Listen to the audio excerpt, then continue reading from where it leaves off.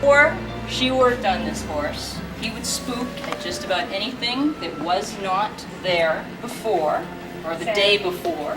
Anything that was there but didn't look like it belonged there was fair game. And he spooked in a relatively terrified feeling for him. I mean, it didn't scare me, I stayed on him, but he felt afraid of whatever it was he was spooking at. And one of the big changes is he doesn't spook the same way at stuff. He might still look at something and go like this, but he's not terrified of it anymore. He's not ready to just bolt out of there. The other thing is his attitude has totally changed. He's much more, we'll call him malleable, able to be put where I want him. I can put him in a position now, and he's a lot easier to put there. He's a lot more willing to stay there. He continues his trot work, whereas before it took an act of God called spurs or a stick to get him to actually go forward into the trot. I haven't had spurs on since the day you worked on him. And I've been using my spurs because he was so afraid of the whip. Anytime I would move the whip, it'd come up and hollow and shoot away, which doesn't do very much for your work. His whole manners have changed also. He's a much calmer horse in the cross tie. He's inquisitive rather than afraid of things. He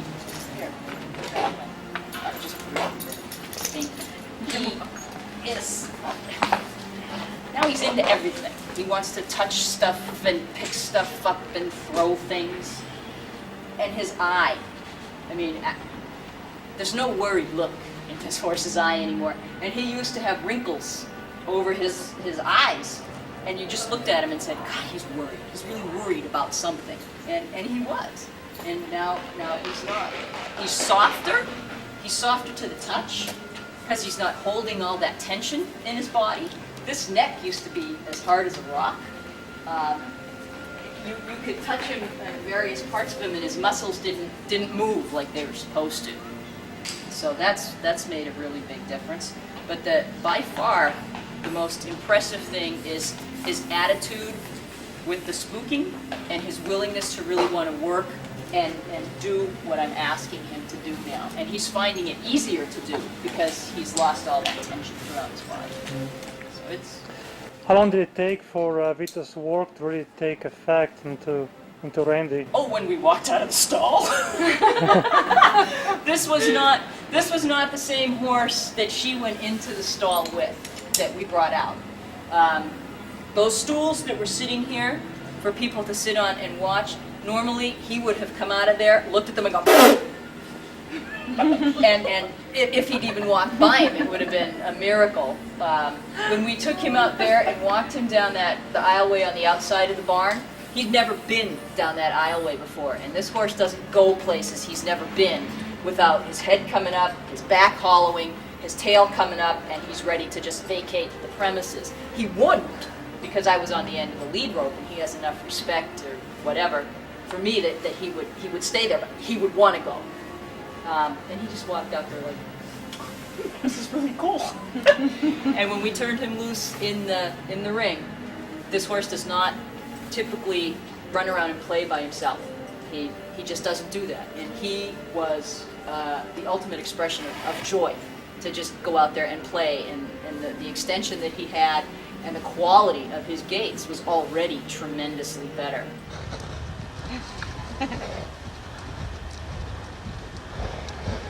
Look at that!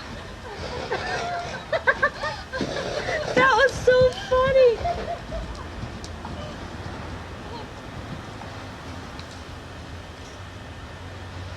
And when I rode him the next night, somebody come in and given me a different horse. Totally different. There was a sunspot in the middle of the ring, well, on the side of the ring, that was probably about 2.5 feet wide by 4 feet long, that normally would have taken me 20 minutes to get him close enough to it, to step a foot through it, to walk through it, because sunspots are horse-eating holes, and they fall in them and never come back, and he's sure of it. We trotted up to that thing, he rounded up, looked at it, he gave one little scoop, just in a curve of his body, and he went right through it. And that was the last he looked at the thing, and he hasn't looked at a sunspot since. He's not shying at the sand coming up through the arena anymore. And that rope used to be a snake, right? Oh yeah, it's a cobra. Cobra. Especially if he's tied up. He doesn't care now. It's nothing short of a miracle as far as I'm concerned, and I've told anybody that would listen.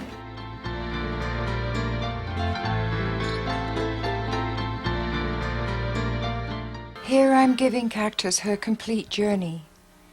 I have a column in the Companion Horse magazine entitled Ask Vita from the Horse's Viewpoint. One of the questions was regarding this darling little Exmoor pony. Cactus had suffered a nervous breakdown due to having been pushed too hard by a trainer.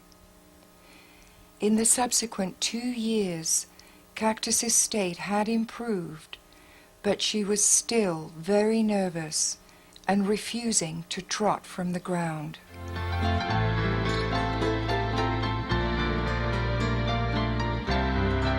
Well, she's so enthusiastic now.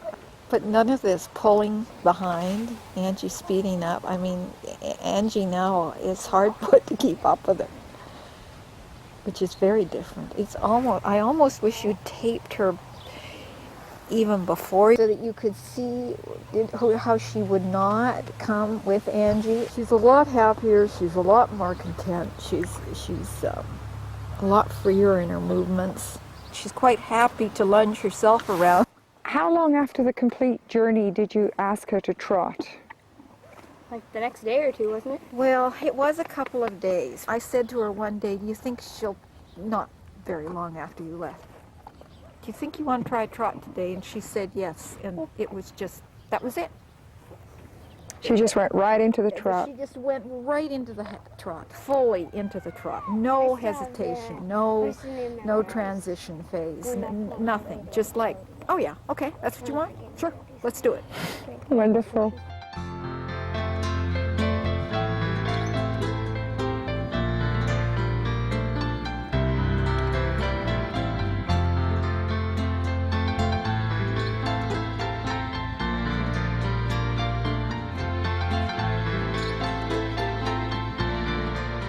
I took her to a traditional English dressage barn, and she, after a few months, got very sour, and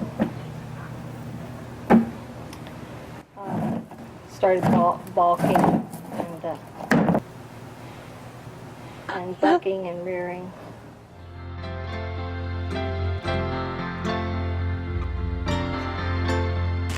She's much calmer. She's relaxed. Walking around the arena used to be, she would be very tense and high-headed and easily spooked. Now she walks confidently and quietly, and nice strides, and she listens to me more with my, well, I do a lot of talking instead of aids, and Awesome. we'll go along and I'll say, do you want to trot after this pole? We cross over the pole, and I don't do anything, and after we cross the pole, she'll trot. Oh, bravo.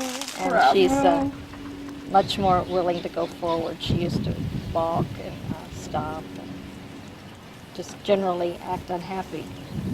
Acting how she felt. Yeah. That's so neat. And no more Bucky? No, any episodes at all. I really hadn't been riding much before. I'd use any excuse to not get on her, and now I do, and she's happy and I'm happy.